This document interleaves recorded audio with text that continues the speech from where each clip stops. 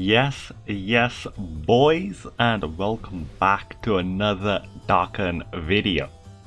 Now, boys, on this one, we're going to be going over a very special unit. It's the latest LR that just came to JP, which is the LR Turles Army, or the Crusher Corps. And this is going to be their breakdown of everything that they have on there. My thoughts and opinions, the pros, the cons, everything about them I will go over. And let's see how they fit into the Dokkan meta. Okay, so first of all, before I do go into this though, I want to let you boys know to definitely hit that like and subscribe if you want that good Dokkan content to come your way. I'm very grateful for anyone that does click that subscribe button. But without further ado, let's carry on to the unit. Okay, so details of the new LR is as followed, and then I will talk more in depth about pros and cons later on.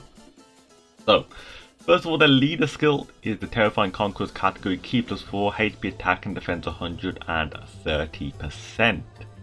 But they also do have an extreme strength type, Ki +4, HP attack and defense 100%. So they got a bit of a battlefield ultimate clash, a bit of a help there as a leader skill if you need it for extreme strength. Okay, so the 12 Ki will cause colossal damage, of course, with a medium chance of stunning the enemy. But with that 18 Ki, you raise your attack for 1 turn, cause that mega colossal, and have a high chance of stunning the enemy, a bit like LR Trunks on my end, that aspect. And anyway, let's get into the passive, because this is where the good stuff is. Because first of all, he has a baseline attack and defense 130%.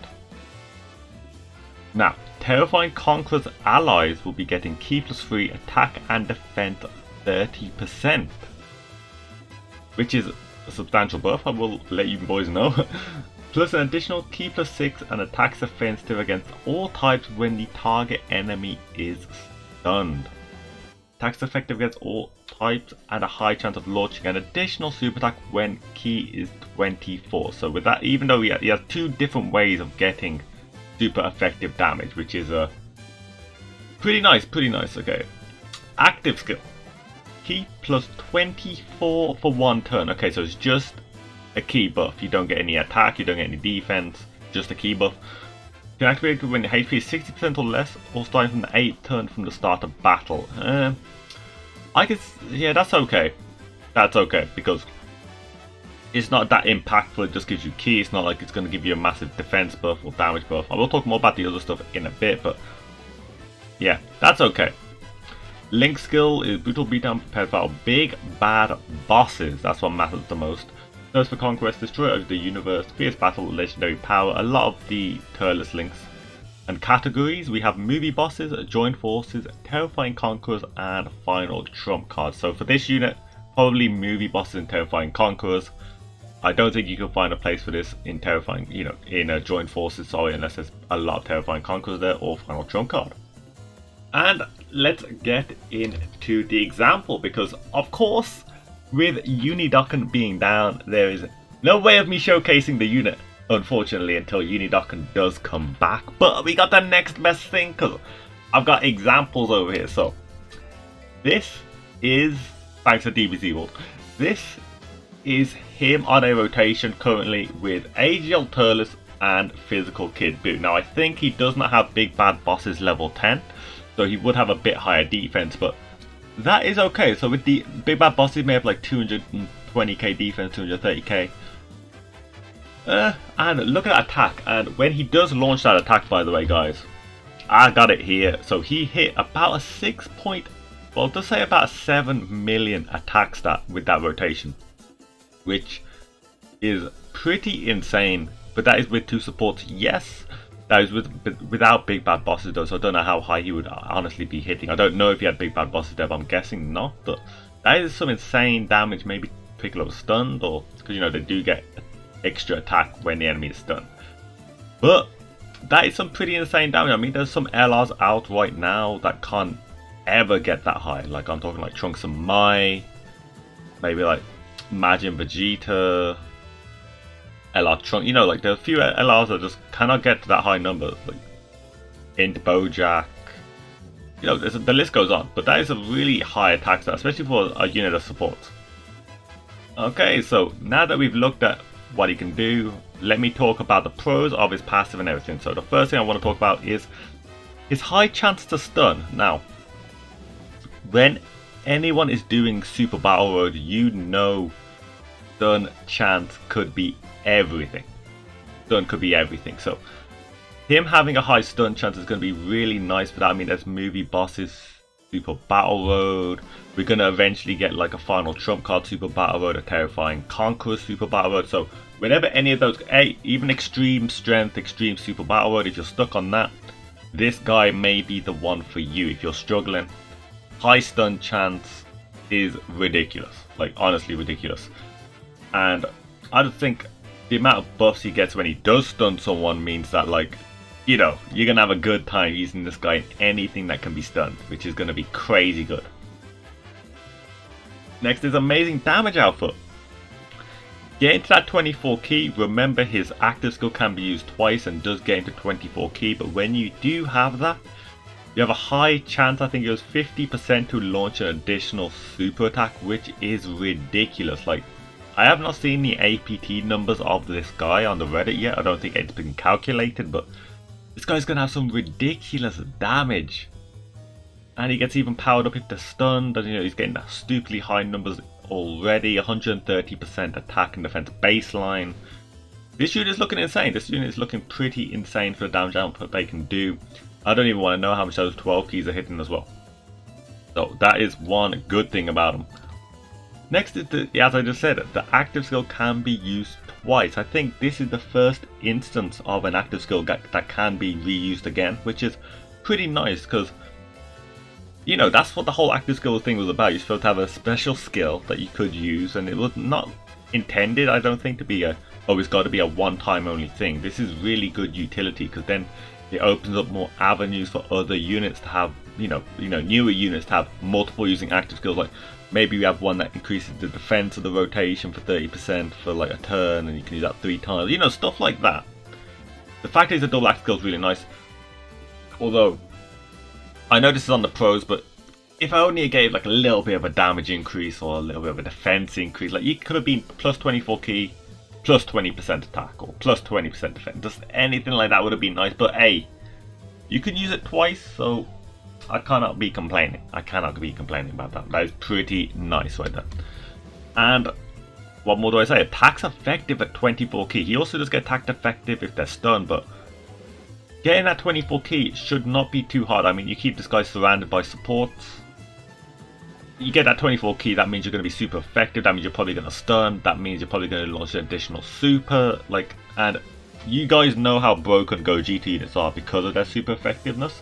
Yes, you do have to jump through hoops to get this because you need 24 key, but it's better than LR, Nappa and Vegeta where you have to be like, you have to first transform and then try to get 24 key, which is just way more difficult. And it can be a flex support, so no, even though they're doing ridiculous amounts of damage, remember, key plus 3, attack and defense at 30% to terrifying conquerors. Now, you don't have to have this guy on the main slot. He can be on float, he can be supporting your terrifying conquerors on maybe strength coolest team. He could be providing support through stuns, and you know, so he can be the main unit or third slot. You know, it's up to you. He works either way, which I think is pretty insane. Pretty insane. Okay, but now we've talked about that stuff, and unfortunately I do have a few cons with it now. Just a few cons, because you know, not every unit is perfect. I mean, if it was, it would be best unit in the game.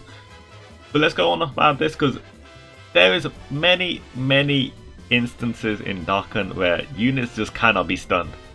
And that kind of locks off your super attack passive pretty much. Half of your gimmick is like stunning, so you don't get that key plus 6 for getting a stun. I'll tell you that much if you're on the LGE, because you know you can't stun them.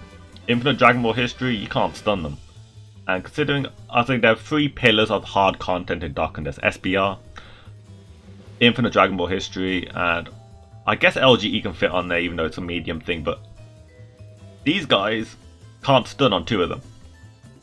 And Infinite Dragon Ball history can get a bit difficult, you know, on the later stage. I've heard some people complaining about them still, like, so These guys are amazing, but if they can't be stunned, that kind of takes his gimmick away. I mean, he's still going to be doing ridiculous damage with the right build. It's just that half of his passive being nullified is a bit of a shame. That's the only thing, a bit of a shame. Next thing is, his linking partner is AGL Turles. And people would be asking me, oh, is that not a really good thing? You know, oh, he's got a perfect linking partner that supports him, key +3 attack, 40%. You know, that's amazing. It's amazing. What's not amazing is actual AGL Turles' defense and attack stats, because no matter how strong this guy will get, if you're fighting something difficult, you cannot justify taking AGL Turles at some point, because first of all, AGL Turles has no defense. 60k max, 60, 70k, maybe 80k if you're getting him double supported up. He will get battered by anything. And it doesn't matter about him being a good linking partner, because once he takes enough damage, he's going to transform.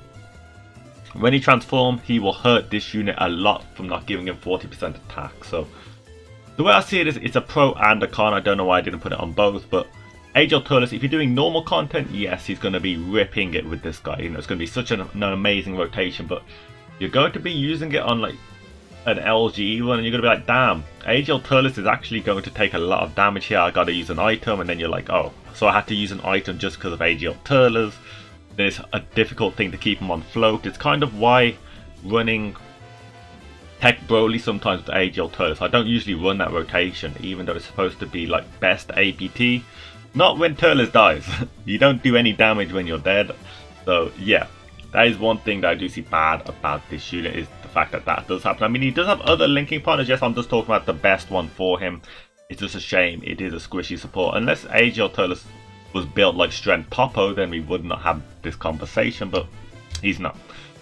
Next is defense is not broken. Now, what I mean by not broken is his defense levels don't get to the point of like Kellen Cleefler, the who else, Jiren style. Like his defense, like he has to be first of all rainbow, probably all level 10 links and everything to get to like 180k, 200k max. That's good, but you're still going to take a bit of damage on some stuff. You can't hit those ridiculous broken numbers like Boo tanks and everything like that, which isn't terrible. I just have to put it as a con because yeah, it doesn't make him invincible, but it's more of a con because if you haven't linked it with AGL Turles as well, you can't rely on this guy to tank everything, and then if you try, you know, if Turles is getting hit, you're going to be taking a lot of damage. So it's just to try and keep you alive. Now, you will be finding majority of content, like nearly everything. It's just like last stage of LGE maybe, or like, you know, ESBR, or maybe last stage of Infinite Dragon Ball Histories. You may be seeing yourself take a little bit of damage, or you know, some medium amount of damage, should I say. But it doesn't make him like, he isn't the behemoth that like Jiren is, or like that Boo. As soon as I get Boo like 2 through 18 keys, you know, he's sorted for life. Like he ain't taking no damage off anyone, not this guy. And the worst thing about him is his leader skill. Now this is a full-on con. I don't know what they were thinking when they made this leader skill, because it makes no sense. Just give him, if it was going to be key +4, I can understand, but make it attack and defense and HP 150%. Oh my god, we are in a time now of Dokkan. It's nearly going to be 2021. 130%. Like Super Saiyan 4 Gogeta back in 2017 had a higher attack than this. I can understand, oh, but you get to run 2 Turleses, but that would have been amazing on 150%. Not this 130% nonsense. I don't know. I feel like it's just a waste. I don't think any, like as I said before, Battlefield maybe. Like if you're doing an extreme strength Battlefield run, you run as your leader strength cooler and this, and you get some, you know, then you can put like extreme strength units in, you can put the terrifying conquerors in. You can get a good extreme strength team built at that, but that's for Battlefield.